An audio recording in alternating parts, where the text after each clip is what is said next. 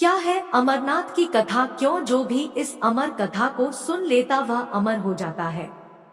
जब मुझे आपको ही प्राप्त करना है तो फिर मेरी यह तपस्या क्यों? मेरी इतनी कठोर परीक्षा क्यों? और आपके अमर होने का कारण व रहस्य क्या है? पुराणों में संस्मरण है कि एक बार मां पार्वती ने बड़ी उत्सुकता के साथ बाबा श्री विश्वनाथ देवाधिदेव महादेव से यह प्रश्न किया कि ऐसा क्यों होता है कि आप अजर अमर हैं और मुझे हर जन्म के बाद नए स्वरूप में आकर फिर से वर्षों की कठोर तपस्या के बाद आपको प्राप्त करना होता है। जब मुझे आपको ही प्राप्त करना है तो फिर मेरी यह तपस्या है। महाकाल ने पहले तो माता को यह गूढ़ रहस्य बताना उचित नहीं समझा, परंतु माता की स्त्री हट के आगे उनकी एक न चली। तब अंतवोगत्व्या महादेव शिव को मां पार्वती को अपनी साधना की अमर कथा, जिसे हम अमरत्व की कथा के रूप में जानते हैं, इसी परम पावन अमरनाथ की गुफा में कही। भगवान शंकर ने मां पार्वती जी से एकांत व गुप्त स्थान पर अमर कथा सुनने को कहा, जिससे कि अमर कथा को कोई भी जीव, व्यक्ति और यहाँ तक कोई पशु पक्षी न सुन ले, क्योंकि जो कोई भी इस अमर कथा को सुन लेता वह अमर हो जाता। इस कारण शिव जी मां पार्वती को लेकर किसी गुप्त स्थान की ओर चल पड़े। सबसे पहले भगवान भोले ने अपनी सवारी नंदी को पहलगाम पर छोड़ दिया, इसलिए बाबा अमरनाथ की यात्रा पहलगाम से शुरू करने का तात्पर्य या बोध होता है। आगे चलने पर शिव जी ने अपनी जटाओं में चंद्रमा को चंदनवाड़ी में अलग कर दिया और गंगा जी को पंचतरणी में और कंठाभूषण सर्पों को शेषनाग पर छोड़ दिया। इस प्रकार इस पड़ाव का नाम शेषनाग पड़ा। आगे की यात्रा में अगला पड़ाव गणेश का पड़ता है। इस स्थान पर बाबा ने अपने पुत्र गणेश को भी छोड़ दिया था, जिसको महागुड़ा का पर्वत भी कहा जाता है। पिस्सू घाटी में पिस्सू नामक कीड़े को भी त्याग दिया। इस प्रकार महादेव ने अपने पीछे जीवनदायिनी पांचों तत्वों को भी अपने से अलग कर दिया। इसके साथ मां पार्वती संग एक गुप्त गुफा में प्रवेश कर गए।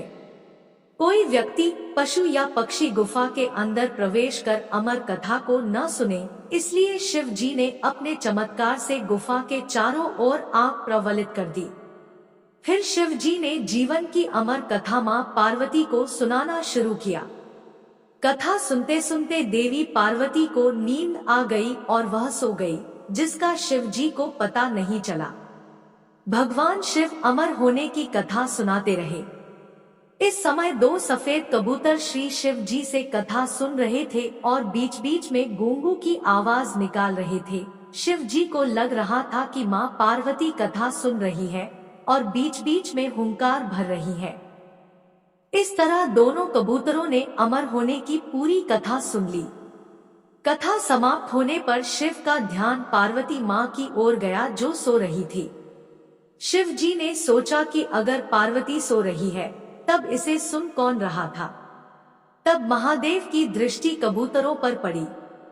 महादेव शिव कबूतरों पर क्रोधित हुए और उन्हें मारने के लिए तत्पर हुए। इस पर कबूतरों ने शिव जी से कहा कि हे प्रभु, हमने आपसे अमर होने की कथा सुनी है। यदि आप हमें मार देंगे तो अमर होने की यह कथा झूठी हो जाएगी। इस पर शिव जी ने कबूतरों को जीवित छोड़ दिया और उन्हें आशीर्वाद दिया कि तुम सदैव इस स्थान पर शिव पार्वती के प्रतीक चिन्ह के रूप में निवास करोगे। अतः यह कबूतर का जोड़ा अजय अमर हो गया। माना जाता है कि आज भी इन दोनों कबूतरों का दर्शन भक्तों को यहाँ प्राप्त होता है। इस तरह से यह गुफा अमर कथा की साक्षी हो गई व इसका नाम अमरनाथ गुफा पड़ा, जहाँ गुफा के अंदर भगवान शंकर बर्फ के निर्मित शिवलिंग के रूप में विराजमान है। पवित्र गुफा में मां पार्वती के अलावा गणेश के भी अलग से बर्फ से निर्मित प्रतिरूपों के दर्शन किए जा सकते हैं। इस पवित्र गुफा की खोज के बारे में पुराणों में भी एक कथा प्रचलित है कि एक बार एक गडरिये को एक साधु मिला, जिसने उस गडरिये को कोयले से भरी एक बोरी दी, जिसे गडरिया अपने कंधे पर लाद कर अपने घर को चल दिया।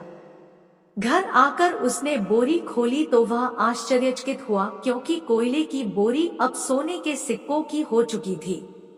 इसके बाद वह गडरिया साधु से मिलने व धन्यवाद देने के लिए उसी स्थान पर गया जहां पर साधु से मिला था, परंतु वहां उसे साधु नहीं मिला, बल्कि उसे ठीक उसी जगह एक गुफा दिखाई दी। गडरिया जैसे ही उस गुफा